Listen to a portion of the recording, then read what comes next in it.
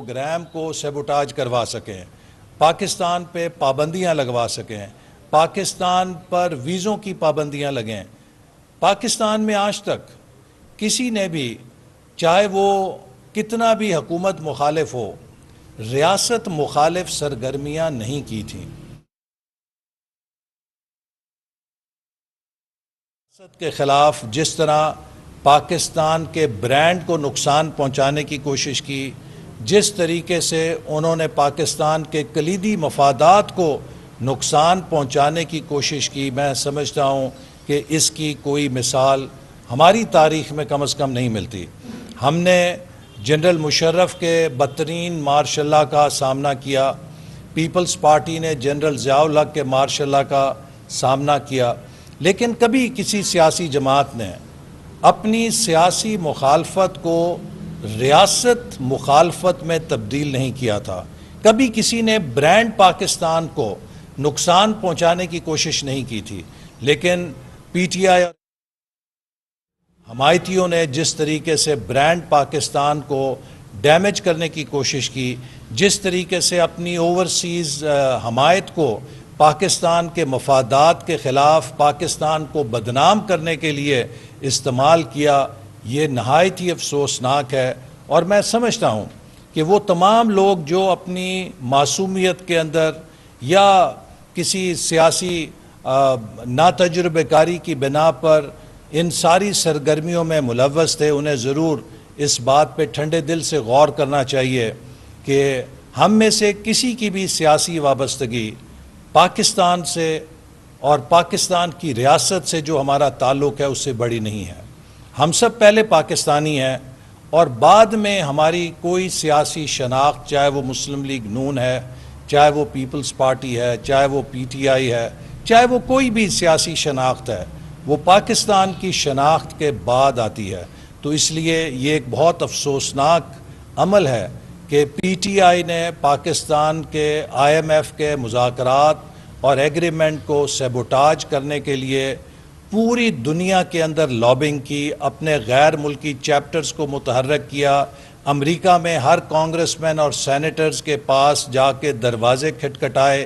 گھنٹوں گھنٹوں ان کے دفتروں میں بیٹھے رہے ملاقات کے منتظر، اور اس کے بعد اللہ تعالیٰ نے ان تمام کارروائیوں کو اور لابنگ کو ناکام کیا اور پاکستان الحمدللہ سرخرو ہوا۔ جو آئی ایم ایف کا معاہدہ ہے، اس سے پاکستان دوبارہ ٹریک پہ چڑھ گیا ہے، اور یہ ایک ہمارے لیے بریدر ہے، یہ ہمارے لیے سلوشن نہیں ہے۔ آئی ایم ایف نے اور اس ایگریمنٹ نے پاکستان کو ایک موقع دیا ہے کہ ہم اس موقع کا فائدہ اٹھا کے پاکستان کو ٹرن اراؤنڈ کریں، اور پاکستان کو ٹرن اراؤنڈ کرنے کے لیے کسی اور کو نہیں، پاکستان کی قوم کو اور ہم سب کو مل کر کوشش کرنی لازم ہے۔ آج پاکستان کے جو معاشی مسائل ہیں وہ دو طرح کے ہیں۔ کچھ تو وہ مسائل ہیں کہ جو پچھلے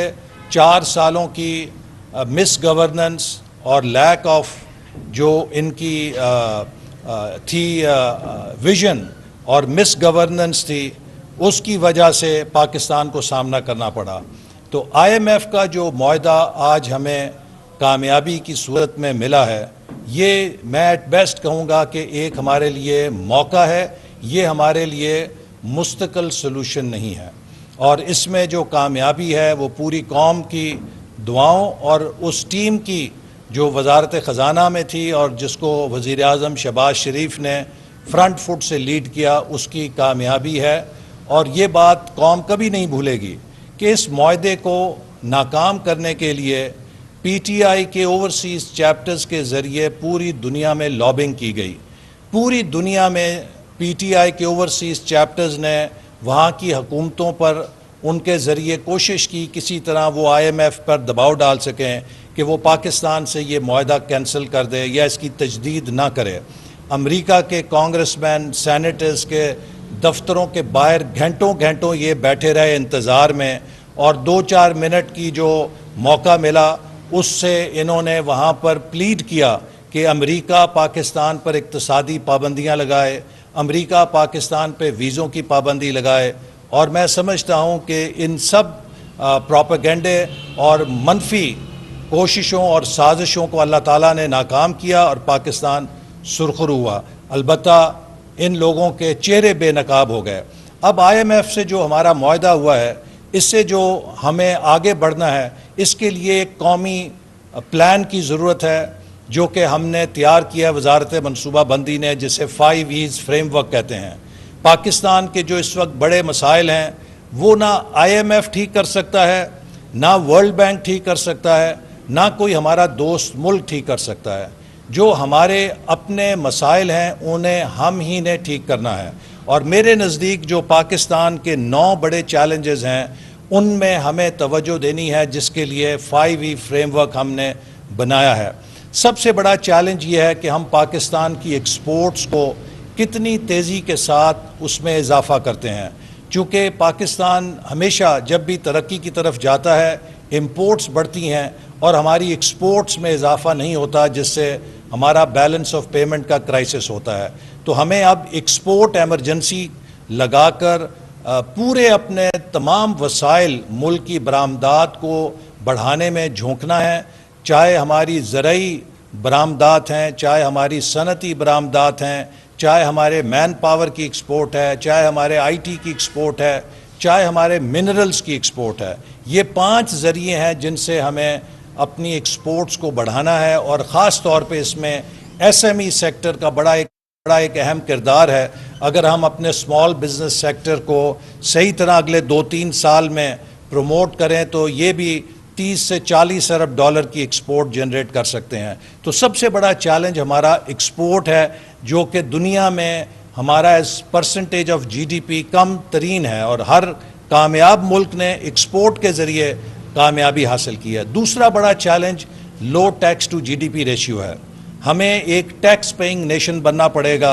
اور ہمیں اپنی جو عادات ہیں اس میں ریاست کو ترقی کے لیے وسائل دینے پڑیں گے۔ اگر پاکستانی اپنی دولت اور اپنی آمدن سے ٹیکس نہیں دیں گے تو پھر ریاست کو کشکول لے کر دوسروں سے بھیک مانگنی پڑے گی۔ اگر ہم خود انحصاری کے راستے پہ چلنا چاہتے ہیں، اگر ہم اپنے پیروں پہ کھڑا ہونا چاہتے ہیں، تو پاکستان کو اپنی آمدن سے اپنے ٹیکس ٹو GDP ریشیو کو ٹھیک کرنا ہے۔ دنیا میں ہر کامیاب ملک کا ٹیکس ٹو GDP کا جو شرح ہے وہ 16 سے 18% ہے GDP کی۔ پاکستان میں یہ شرح 10% سے کم ہے،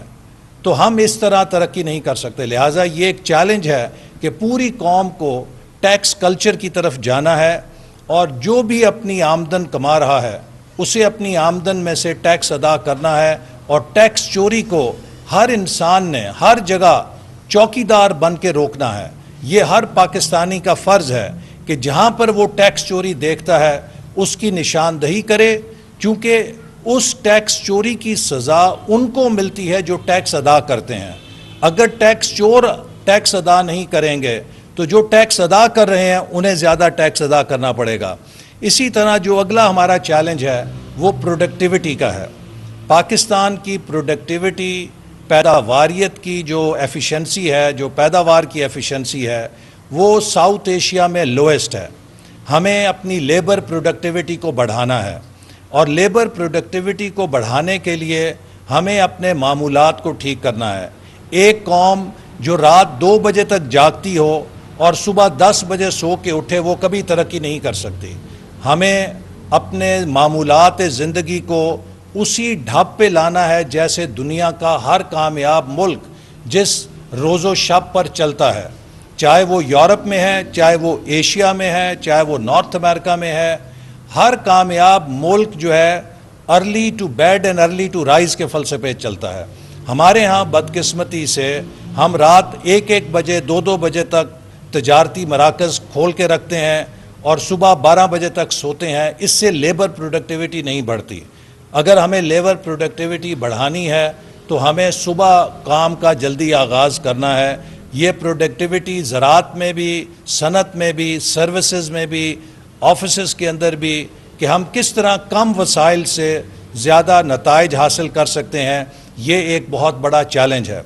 تیسری چیز جو ہے جو ہمیں مدد دے سکتی ہے وہ فورن ڈائریکٹ انویسٹمنٹ ہے کہ ہم اپنے ملک میں بیرونی سرمایہ کاری کس تیزی کے ساتھ لا سکتے ہیں۔ میں یہ بات شیئر کرنا چاہتا ہوں کہ پاکستان میں بیرونی سرمایہ کاری $1.5 ارب سالانہ ہے۔ ویتنام جو ہم سے آدھی آبادی ہے، 10 کروڑ کی آبادی ہے، وہاں پہ تقریباً 28 سے 30 ارب ڈالر سالانہ غیر ملکی سرمایہ کاری آتی ہے۔ اگر ویتنام میں 10 کروڑ آبادی کے ملک میں 28 سے 30 ارب ڈالر بیرونی سرمایہ کاری جا سکتی ہے تو پاکستان جو 23 کروڑ کی آبادی ہے ایک بڑی منڈی ہے، اور اس ملک کے اندر ایک 60 سے 80 ملین 6 سے 8 کروڑ مڈل کلاس موجود ہے، ایک سارا انفراسٹرکچر موجود ہے، تو یہاں پر ہم سال میں کیوں نہیں 25-30 ارب ڈالر کی بیرونی سرمایہ کاری اٹریکٹ کر سکتے ہیں۔ یہ ایک چیلنج ہے، اس کے لیے ہمیں پولیٹیکل سٹیبلٹی پیدا کرنی ہے، اس کے لیے ہمیں اپنے نظام عدل کو مستحکم کرنا ہے۔ جس ملک کے اندر نظام عدل جو ہے کام نہ کر رہا ہو اور وہاں پر ذاتی پسند ناپسند کے فیصلے دیے جاتے ہوں، وہاں پہ کبھی غیر ملکی سرمایہ کار نہیں آتا، چونکہ وہ خود کو غیر محفوظ سمجھتا ہے۔ اسی طرح ہمیں اپنے ملک کے ریمیٹنسز میں اضافہ کرنا ہے۔ بیرون ملک جو مقیم پاکستانی ہیں ان کے جو ملک کے اندر پیسہ آتا ہے اسے ہنڈی سے بھیجنے کی بجائے، اسے بلیک چینل سے بھیجنے کی بجائے وائٹ چینل سے بھیجنے کی ضرورت ہے، اور بیرون ملک پاکستانی پاکستان کی تعمیر نو میں اپنی ریمیٹنسز کو بینکنگ چینل سے بھیج کر حصہ لے سکتے ہیں، اور آپ کا یہ ایک بہت بڑا کنٹریبیوشن ہوگا کہ اگر آپ پاکستان میں اپنے ریمیٹنسز کو بینکنگ چینل سے بھیجیں، اس کا پاکستان کی معیشت میں اور ہمارے زر مبادلہ کے ذخائر کو بڑھانے میں مدد ملے گی۔ چھٹی چیز جو ہے وہ ہمیں اپنے ملک میں کرپشن اور ویسٹ کو ختم کرنا ہے، چونکہ اس وقت ہم اس مقام پر ہیں کہ ہمارے کرنٹ ایکسپینڈیچر اور ڈیولپمنٹ ایکسپینڈیچر سارے کا سارا بوروڈ منی کے اوپر ہے، یہ قرض کے اوپر ہے۔ تو قرض کے پیسوں میں اگر کوئی کرپشن کرے یا قرض کے پیسوں کو اگر کوئی مس یوز کرے تو یہ بہت